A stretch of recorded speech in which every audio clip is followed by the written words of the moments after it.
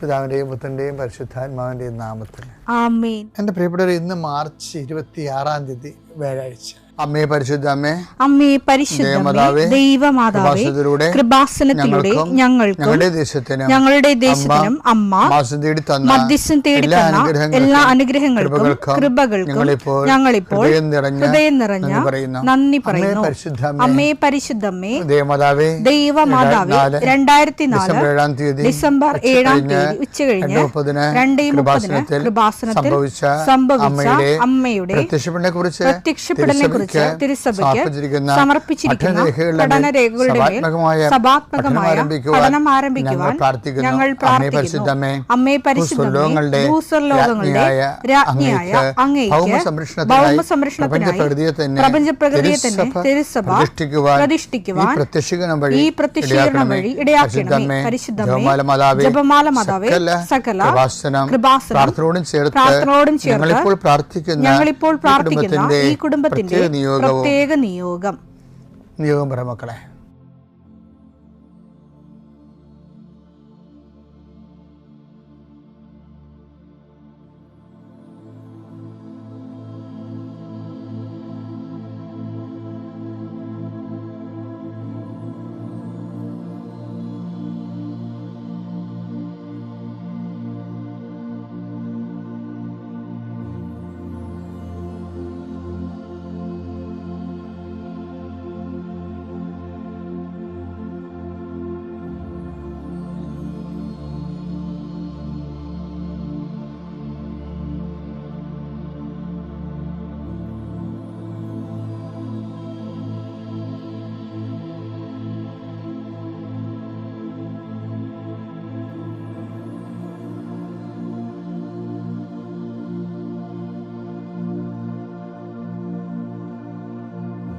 അമ്മയുടെ പ്രത്യക്ഷീകരണത്തിന്റെ ഈ അനുഗ്രഹവേളയിൽ ഞങ്ങൾക്ക് സാധിച്ചു തരുവാൻ കനിയണമേ. ആമേൻ. വിശ്വാസ പ്രമാണം. സർവശക്തനായ പിതാവും ആകാശത്തിന്റെയും ഭൂമിയുടെയും സൃഷ്ടാവുമായ ദൈവത്തിൽ ഞാൻ വിശ്വസിക്കുന്നു. അവിടുത്തെ ഏകപുത്രനും ഞങ്ങളുടെ കർത്താവുമായ ഈശോമിശിഹായിലും ഞാൻ വിശ്വസിക്കുന്നു. ഈ പുത്രൻ പരിശുദ്ധാത്മാവിനാൽ ഗർഭസ്ഥനായി കന്യകാമറിയത്തിൽ നിന്ന് പിറന്ന് പൊന്തിയോസ് പീലാത്തോസിന്റെ കാലത്ത് പീഡകൾ സഹിച്ച് കുരിശിൽ തറയ്ക്കപ്പെട്ട് മരിച്ച് അടക്കപ്പെട്ട് പാതാളങ്ങളിൽ ഇറങ്ങി മരിച്ചവരുടെ ഇടയിൽ നിന്ന് 3-ാം നാൾ ഉയർത്ത് സ്വർഗത്തിലേക്ക് എഴുന്നള്ളി സർവശക്തിയുള്ള പിതാവായ ദൈവത്തിന്റെ വലതുഭാഗത്തിരിക്കുന്നു. അവിടെ നിന്ന് ജീവിക്കുന്നവരെയും മരിച്ചവരെയും വിധിക്കുവാൻ വരുമെന്നും ഞാൻ വിശ്വസിക്കുന്നു. പരിശുദ്ധാത്മാവിലും ഞാൻ വിശ്വസിക്കുന്നു. വിശുദ്ധ കത്തോലിക്കാ സഭയിലും പുണ്യവാന്മാരുടെ ഐക്യത്തിലും പാപങ്ങളുടെ മോചനത്തിലും ശരീരത്തിന്റെ ഉയർപ്പിലും നിത്യമായ ജീവിതത്തിലും ഞാൻ വിശ്വസിക്കുന്നു. ആമേൻ. സുഖസ്ഥനായ ഞങ്ങളുടെ പിതാവേ, അങ്ങയുടെ നാമം പൂജിതമാകണമേ. അങ്ങയുടെ രാജ്യം വരണമേ. അങ്ങയുടെ തിരുമനസ് സ്വർഗത്തിലെ പോലെ ഭൂമിയിലും ആകണമേ. അന്നു വേണ്ടുന്ന ആഹാരം ഇന്ന് ഞങ്ങൾക്ക് തരണമേ. ഞങ്ങളോട് തെറ്റ് ചെയ്യുന്നവരോട് ഞങ്ങൾ ക്ഷമിക്കുന്നത് പോലെ ഞങ്ങളുടെ തെറ്റുകൾ ഞങ്ങളോടും ക്ഷമിക്കണമേ. ഞങ്ങളെ പ്രലോഭനത്തിൽ ഉൾപ്പെടുത്തരുതേ, തിന്മയിൽ ഞങ്ങൾ രക്ഷിക്കണമേ. ആമേൻ. നന്മ നിറഞ്ഞ മറിയമേ, സ്വസ്തി. കർത്താവ് അങ്ങയുടെ കൂടെ സ്ത്രീകളിൽ അങ്ങ് അനുഗ്രഹിക്കപ്പെട്ടവളാകുന്നു. അങ്ങയുടെ ഉദരത്തിൻ ഫലമായി ഈശോ അനുഗ്രഹിക്കപ്പെട്ടവനാകുന്നു. പരിശുദ്ധ മറിയമേ, തമ്പുരാന്റെ അമ്മേ, പാപികളായ ഞങ്ങൾക്ക് വേണ്ടി ഇപ്പോഴും ഞങ്ങളുടെ മരണസമയത്തും തമ്പുരാനോട് അപേക്ഷിക്കണമേ. ആമേൻ. കർത്താവേ, നിന്റെ ഉന്നതമായ നാമത്തിന് സ്തോത്രം ചെയ്യാം. കർത്താവേ, നിന്റെ വിശുദ്ധ പൗരോഹിത്യത്തെ മഹത്വപ്പെടുത്തണമേ. കർത്താവെ, സഭയിലുള്ള സാന്നിധ്യം പ്രകടമാക്കണമേ. 40 വർഷം ഞാൻ അർപ്പിച്ച കൃപാന്റെ യുഗതിയാൽ കൃപാസ്ഥാനത്താറെ ജീവനോടെ പ്രത്യക്ഷപ്പെട്ട മാതാവിന്റെ മാധ്യസ്ഥ ഇന്ന് അങ്ങയുടെ മക്കളെ പ്രാർത്ഥന കൂടുന്ന എല്ലാ മക്കൾക്ക് വേണ്ടി പ്രാർത്ഥിക്കുകയാണ്. കർത്താവെ, മനസ്സ് വേദനിക്കുന്ന എല്ലാ വിഷയങ്ങളും, അവരുടെ മനസ്സ് വേദനിപ്പിക്കുന്ന എല്ലാ വ്യക്തികളും ഇപ്പോഴും ഈശോയുടെ നാമം നിർവീര്യമാകട്ടെ. കർത്താവെ, മനസ്സ് വിഷമിപ്പിക്കുന്ന സാഹചര്യങ്ങൾ, ചെയ്തെടുക്കേണ്ട ഉത്തരവാദിത്തങ്ങൾ, മറ്റുള്ളവർ നമ്മളെ പഴി പറയാൻ സാധ്യതയുള്ള എല്ലാ വിഷയത്തിൻ്റെ മേലും കർത്താവിൻ്റെ കരുണ ചൊരികയും നിങ്ങളെ കർത്താവ് ഇന്ന് നിലനിർത്തി തരികയും ചെയ്യട്ടെ.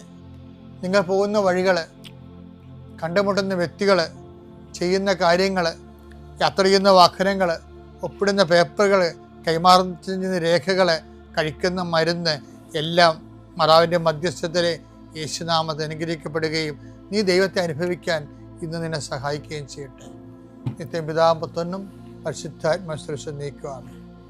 ഇന്നിപ്പോൾ ഇവിടെ നമ്മൾ പണ്ട് പറഞ്ഞിരുന്ന ഒരു ടെർമിനോളജി ഉണ്ട്. നമ്മളിന്ന് ഉടമ്പടി ഉപയോഗിക്കുന്ന not by merit but by grace അല്ലേ, ഇതിൻ്റെ കഴിവല്ല കർത്താവിൻ്റെ കൃപയെന്ന്. അതിന് നേരത്തെ നാം പറഞ്ഞുകൊണ്ടിരുന്ന കാര്യം ദൈവ പരിപാലന എന്നാണ്, പ്രൊവിഡൻസ്. അത് സാധാരണ ആൾക്കാർ അങ്ങനെ പറയണം, എന്നുവെച്ചാൽ devoid of any physical merits. അവരുടെ ജീവിതത്തിൽ ഒരു ഭൗതികമായ ഇത് കിട്ടാനുള്ള യാതൊരു സാധ്യതയും ഇല്ലാതെ വരുമ്പോൾ, എന്നിട്ടും അവർക്ക് കിട്ടിക്കഴിയുമ്പോൾ അവർ പറയണതാണ് ഇത് ദൈവപരിപാലനയാണെന്ന് പറയും.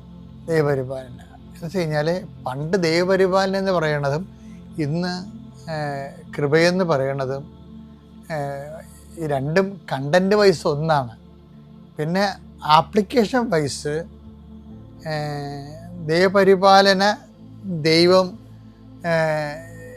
ദൈവം നമ്മുടെ മേൽ ചൊരിയുന്ന ഏകപക്ഷീയമായ ദൈവത്തിൻ്റെ അനുഗ്രഹമാണ്.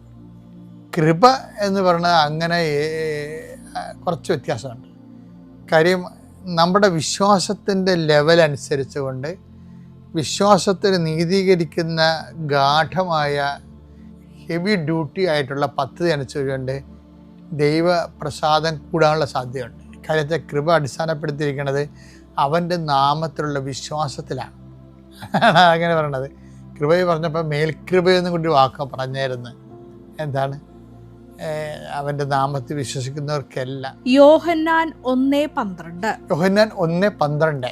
തന്നെ സ്വീകരിച്ചവർക്കെല്ലാം തന്റെ നാമത്തിൽ വിശ്വസിക്കുന്നവർക്കെല്ലാം ദൈവമക്കളാകാൻ അവൻ കഴിവ് നൽകുക. അപ്പൊ ഈ കഴിവാണ് കൃപയായിട്ട് പിന്നീട് യോഹന്നാൻ 1:12 കഴിവെന്ന് പറഞ്ഞ സംഭവമാണ് ശരിക്കും പറഞ്ഞ യോഹന്നാൻ 1:16 കൃപയെന്ന് പറയുന്നത്. എല്ലാം ദൈവത്തിൻ്റെ പവറാണ് ശരിക്കും. ഇത് നമ്മൾ സ്വീകരിക്കുകയാണ്. അപ്പം സ്വീകരിക്കുന്നതെന്ന് പറയുമ്പോൾ സ്പോണ്ടേനിയസ് ആയിട്ട് നമ്മൾ സ്വീകരിക്കുമ്പോൾ എല്ലാവർക്കും സ്വീകരിക്കാമല്ലോ. ചില ആൾക്കാർക്ക് കൃപ കുറവും, കുറച്ച് പേർക്ക് കൃപ കൂടുതലും വരാൻ കാര്യം എന്താണ്? അത് ഈ വിശ്വാസത്തിൻ്റെ അടിസ്ഥാനത്തിലാണ്. ഓരോ വ്യക്തിക്ക് ഇപ്പോൾ ഉടമ്പടിയിലൊക്കെ ഉണ്ടാകുന്ന എല്ലാവർക്കും ഒരേ റിസൾട്ട് അല്ലല്ലോ. ഇന്നൊരു സാക്ഷ്യം ഉണ്ടായി. അപ്പം അദ്ദേഹം പറഞ്ഞ അദ്ദേഹം സ്പെയിനിലാണ് വർക്ക് ചെയ്യണത്. അവിടെയൊക്കെ ചെന്ന് അദ്ദേഹം ആ ഭാഷ പഠിച്ചുകൊണ്ടിരിക്കുക. അപ്പം എന്നിട്ട് അദ്ദേഹത്തിൻ്റെ ഒരു പ്രായത്തിൻ്റെ ഒരു പ്രശ്നമുള്ള കാരണം ജോലി അദ്ദേഹം കിട്ടണില്ല. 54 വയസ്സായിട്ടുണ്ട്. ഇയാൾ ചെയ്യണ വർക്കെന്ന് പറയണത് ഇപ്പം അത് ജോലി കിട്ടിയോണ്ട് അദ്ദേഹം വന്ന് സാക്ഷ്യം പറഞ്ഞത് അല്ല. വർക്ക് എന്ന് പറയണത് ഇവിടുന്ന് കൃപാസനത്തിൽ നിന്ന് സ്പാനിഷ് പത്രം മേടിച്ചുകൊണ്ട് പോകും. എന്തിനാണ്? ഇയാളുടെ വാട്സപ്പ് ഗ്രൂപ്പിൽ ഒത്തിരി സ്പെയിൻകാരുണ്ട്. അപ്പോൾ ഈ സ്പാനിഷ് പത്രം വാങ്ങിച്ചുകൊണ്ട് പോയിട്ട് അവിടെ എന്താ ചെയ്യണത്? ഇങ്ങേർക്ക് മുറി സ്പാനിഷ് അറിയാൻ പാടുള്ളൂ. ആ അറിയാവുന്ന സ്പാനിഷ് വെച്ചുകൊണ്ട് ഇയാൾ കൃപാസനം എന്ന് പറയുന്നത് മാതാവ് പ്രത്യക്ഷപ്പെട്ട ഇടമാണ്. ഇന്ത്യയിലെ ഏറ്റവും പ്രധാനപ്പെട്ട പ്രത്യക്ഷീകരണ സ്ഥലമാണ്. അതിലേക്ക് ഒത്തിരിയേറെ മനുഷ്യർ കടന്നു വരുന്നുണ്ട്.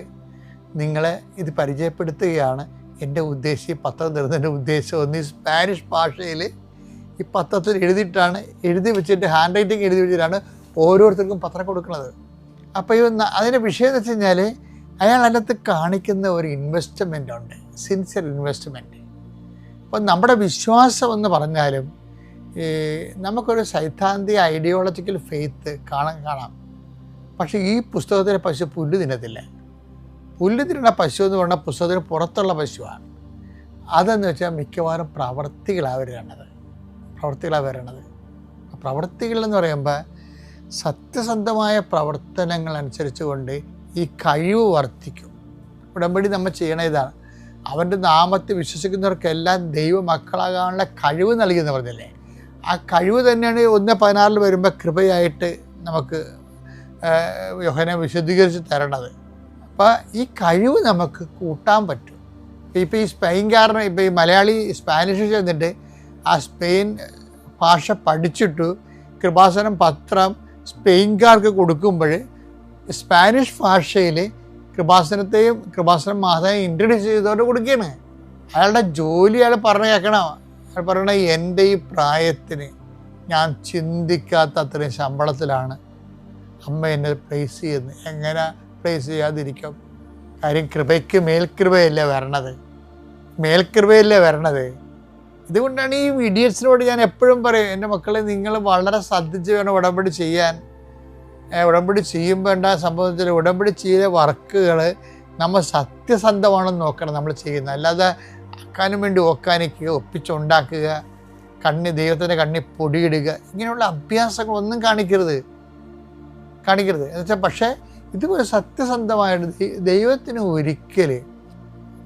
ഒരിക്കൽ നമ്മൾ സത്യസന്ധരാണെന്ന് തോന്നിയ കാര്യം, സത്യസന്ധനായ മനുഷ്യൻ എപ്പോഴും സത്യസന്ധനായിരിക്കും. അപ്പം അങ്ങനെ ഒരാളെ ദൈവത്തിന് ഒരിക്കൽ സത്യസന്ധനായി തോന്നിയാൽ പിന്നെ നമുക്ക് തിരിഞ്ഞു നോക്കേണ്ടി വരത്തില്ല. അപ്പം നിങ്ങളിപ്പോൾ ചെയ്യേണ്ടത്, മാനുഷികമായ എന്തെങ്കിലും കുറ്റങ്ങളൊക്കെ ഉണ്ടെങ്കിലും ഈ ഉടമ്പടി ഒന്ന് സത്യസന്ധമായിട്ട് ഇൻവെസ്റ്റ് ചെയ്യാൻ നോക്കണം. എന്നാൽ നിങ്ങൾ ഞെട്ടിക്കുന്ന അനുഭവങ്ങളാണ്. ദൈവമാണെങ്കിൽ സത്യം എന്നല്ലേ ഈശോ പറഞ്ഞില്ലേ, ഐ ആം ദ ട്രൂത്ത് എന്ന് പറഞ്ഞില്ലേ. അപ്പം ദൈവത്തിന് ഈ സത്യമുള്ള ഒരാളെ കണ്ടാൽ ഭയങ്കര സന്തോഷമായിരിക്കും. സത്യമുള്ള ഒരാൾ. കാര്യം നമുക്ക് ഭയങ്കര പാടാണ് ഈ ഒരാളെ കിട്ടാൻ, ഒരു വലിയ പാടാണ്. ഈ മാതാവിനെ തന്നെ 4000 ലേഡീസിന് എത്രയോ 4000 കൊല്ലം എടുത്തിട്ടാണ് ഈ ലേഡീസിനെ ഇൻ്റർവ്യൂ ചെയ്തിട്ടാണ് അവസാനം കന്യാമറിയത്തിലേക്ക് ദൈവം വരണത്, ഈ വലിയ റെഡിയും പ്രോജക്റ്റ് ചെയ്യാൻ വേണ്ടി. 4000 കൊല്ലത്തെ അഭിമുഖങ്ങൾ കഴിഞ്ഞിട്ടല്ലേ. കാര്യം ഇതിനൊരു മോഡലുണ്ടല്ലോ. ദൈവം ആദ്യമേ തന്നെ ഈ രക്ഷകൻ്റെ അമ്മയുടെ യോഗ്യത പറയുന്നുണ്ട് ഉൽപ്പത്തി പുസ്തകത്തിലെ. ആ ഒരാൾ പരുവപ്പെട്ട ഒരാളെ കിട്ടണമെങ്കിൽ 4000 കൊല്ലം എടുത്താൽ പറയണം.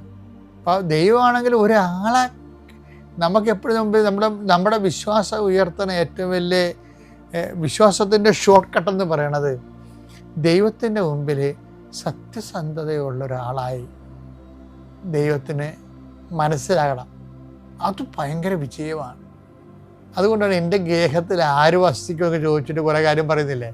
കർത്താവേ അങ്ങയുടെ കൂടാരത്തിൽ ആര് വസിക്കും?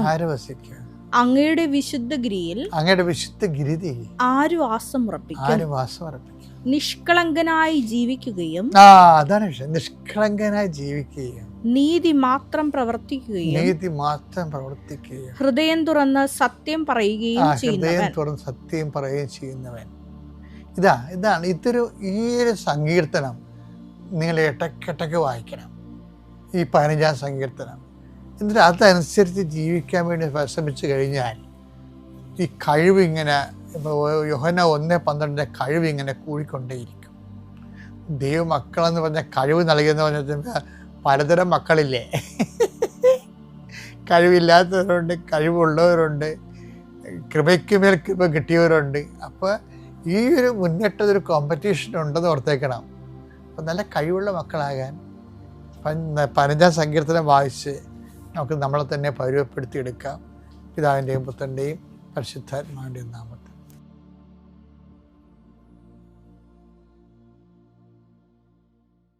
അത്യപൂർവ ദൈവാനുഭവങ്ങൾ ഇനി നിങ്ങൾക്കും സ്വന്തം.